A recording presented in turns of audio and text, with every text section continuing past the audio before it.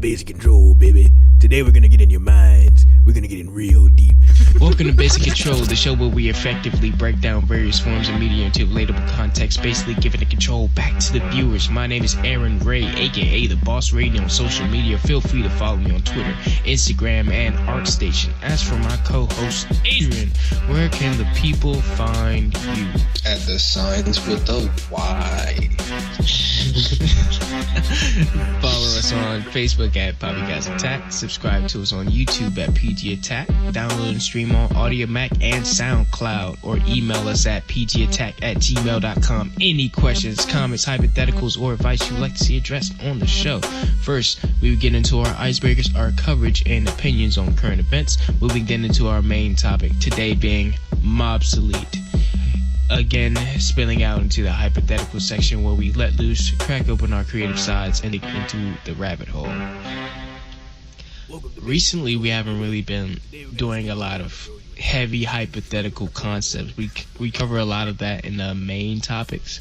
For the audience who are just coming on with us, the way we structure our shows, we usually have like sort of a three-act structure. In the beginning, we have our icebreakers, then we go into our main topic, and lately our main topic has encompassed a lot. And sometimes, I think in our previous show with Comic-Con show, our icebreakers took up a lot. So I mean, it varies, but our three-act structure is there. But yeah, what's up with you, Adrian? I'm good. I'm a little out of sorts this morning because of I'm probably not lack of sleep, but yesterday I didn't really sleep because I was at a studio session for like 24 hours, if that, maybe like 16. And wow. Yeah, and a lot of like you ever wake up in the morning and just a lot of people requesting a lot of shit from you? Yo, can you make me this? Can you do this for me? Can you do every day, every single day? Yeah. So I get sick of looking at the digital screens all the time because it's just a mess, man. It's like I don't see how people do it. Like I be seeing young girls and their faces just be in the screen. I'm like, what the fuck? You don't get tired of that shit? You go from one screen to another, like. I don't know, it just gets to like the desktop, to YouTube, to the TV, like, exactly. I sound like old people. It's like, oh, what's with these young whippersnappers? I mean, that's a little bit of what we're going to talk about today. Exactly. Think about the stimulus that happens to you throughout the day, and your brain is on no chill, right? So that moment you do get to chill, you kind of be like, what the fuck do I do? Like, I'm so used to all this activity. I'm used to people bugging me out or mixing something or writing something. So I think I gotta learn to chill out. But how about yourself? Oh man, I've been checking out a couple of these albums that's been dropping. I heard 21 Savage's new album the other day. It was Issa. It's an album. It's Issa Misa. It's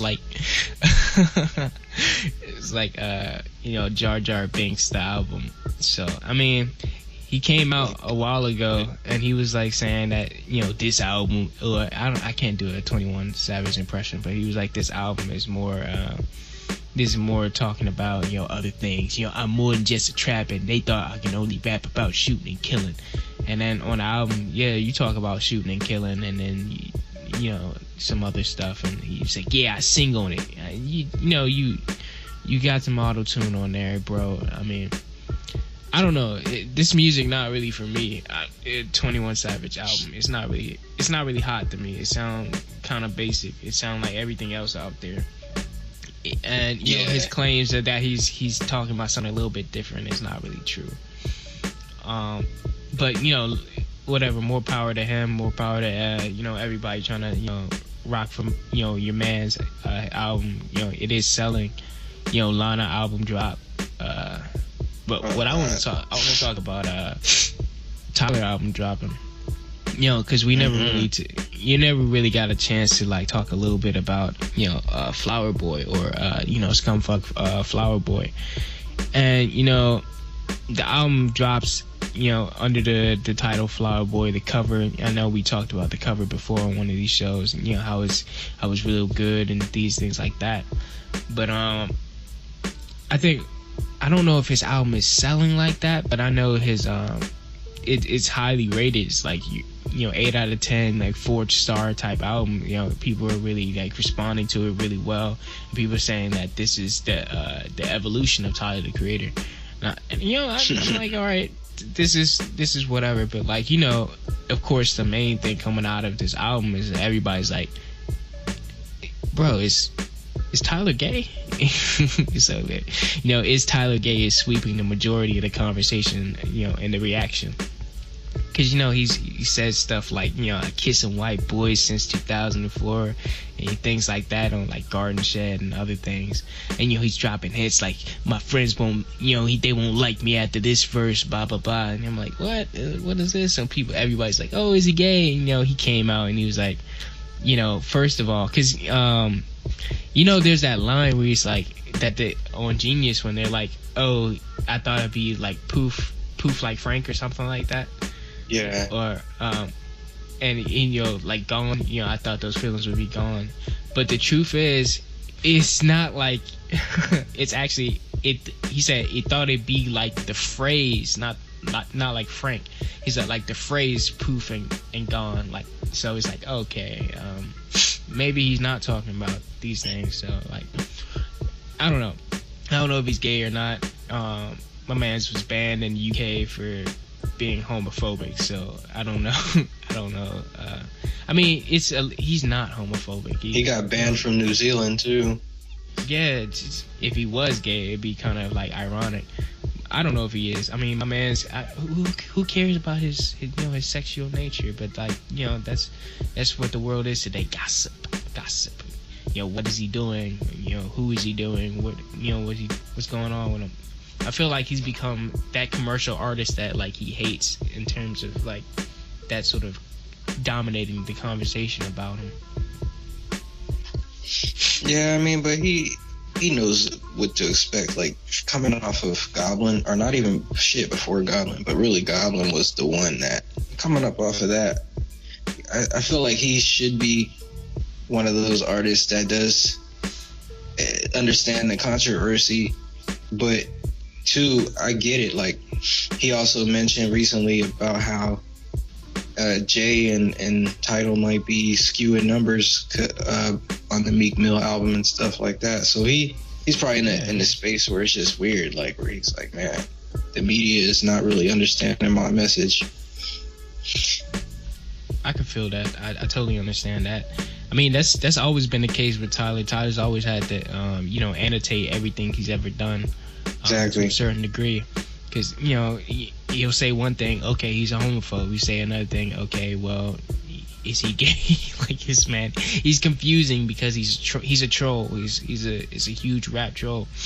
I'm not gay because, you know, I'm friends with Frank. I'm friends with, you know, Sid the Kid. Even though, you know, lately, you know, everybody's asking, all right, where's Earl? Where's Haji? Where's Domino? You know, Damo, Genesis, you know, where's Left Brain, and why did Left Brain split with Haji, and all these other things. People asking questions like, what happened to Odd Future? So yeah, I mean, he's dealing with a lot. I mean, it's addressed on the album, but you don't really see a lot of Odd Future features on there, other than, you know, his Lorder Squad friends making appearances. It was kind of the same for the last album too. I know on this one he's got, you know, A$AP Rocky, Sid's on. you know, of course Frank Ocean, a lot of Frank on here, Jaden Smith, Lil Wayne, Kali Uchis, who he has like a crush on, Anna of the North, Rex Orange County, Schoolboy Q a little bit too. I don't know if you can hear him. I think he's on a track, like one of these tracks. Like, I was like, wow, Schoolboy again, because, you know, he helped with Blank Face. He did that beat, Big Body, Big Bands, Big Body. Yeah, so not even just how he curates, adding people to. He's not one of those artists, because he's not specifically like rapper, right? So he's able to kind of bring people in and make them do things that we're not used to them doing. So you might have somebody like Pharrell come in and do, from the last album where he did his verse, "Look, UFO bow land." That was getting him to go back to his 2006 or 2004 self. You know, it's not something that's what he liked, though. I mean, exactly. Even with Frank, he can get, you know, some edge out of Frank sometimes. That he wouldn't. He's got some Frank specific things. Frank probably wouldn't put some of these things that he does on the Tyler albums on his own tapes, because that's a whole different other audience. Which I still find it kind of funny that Frank is sticking around. Frank is not even under Odd Future Records no more, but him and Frank are closer than you know, some of the other guys who disappeared in the last few years. You know, in terms of being Odd Future, being that group that was challenging the time of the day. Yeah, but you know, like, where are they now? Where's Odd Future now? I always miss that. With the group? Yeah, the dynamic. Even if, because like, it really was Ty, Damo, Haji Beats, and Earl were kind of the standouts there. Well, and Frank, but again, Frank's not on the thing. So out of those five, you would think, all right, well, they would be releasing music, but Earl's in his own situation now. Tyler Sid's doing all right with the internet. Sid and the internet like they got their own little fan base. And you know, Haji dropped his album not too long ago. Great album, Fireplace. Yeah, Fireplace was good. Damo's album was good, was pretty great. Had some features like from like Mac Miller and things like that. And you know, there's rumors that Earl's gonna drop a tape, but you know, none of them are on like his album. And you know, this reminds me of when Nicki Minaj was saying, back when Drake dropped Nothing Was the Same, like her argument with Drake was like, you didn't have nobody from Young Money on your tape. You just went out to everybody but, you know, people in your own camp. You're supposed to put them on. So you don't see no, like, you know, Little Twist and some of the other people coming up. You know, that's like 50 Cent dropping the album and he don't have no Kid. He don't have no, you know, none of his G Unit artists, like, you know, Young Buck or Lloyd Banks. He just has every other person under the sun. It's like, these are people this is your camp. Like, you're supposed to put them on in some type of way. I mean, you're not responsible for them, but in a way you kind of are. I mean, that's your team. You gotta make sure that people respect them as much as they respect you. Exactly. That goes into what I was going to say, because because we don't see Tyler, Damo, and Haji and Earl all together or on each other's projects, but right. Damo and Haji still are published by Future Records. Mm-hmm. So it's not like they're not involved in some way, or he's not involved in some ways. But I mean, then again, when you think about that, you still got, you know, OVO still as a Cash Money imprint in a certain type of way. So, you know, I can't really say that either. Well, it's different. I don't know if Haji and Dom have their own situations. They all go through OF Records, which oftentimes has some sort of deal with Columbia Records, where they distribute projects. It's not like Damo has Damo Genesis Records under Odd Future as opposed to like a OVO. But it's like, even still on that smaller scale, once you get the Odd Future, it's like, this is only like my only option as an avenue. Even though, like, I don't know, this is all gossip, right? At the end of the day, nobody knows the state of their friendship. They could probably be calling each other every day for all we know. Right, but, exactly. I mean, even outside of a friendship, a partnership can still be there without being friends. Because that's how they came up that way. They came up together. We finna get this money together. Absolutely. What do you think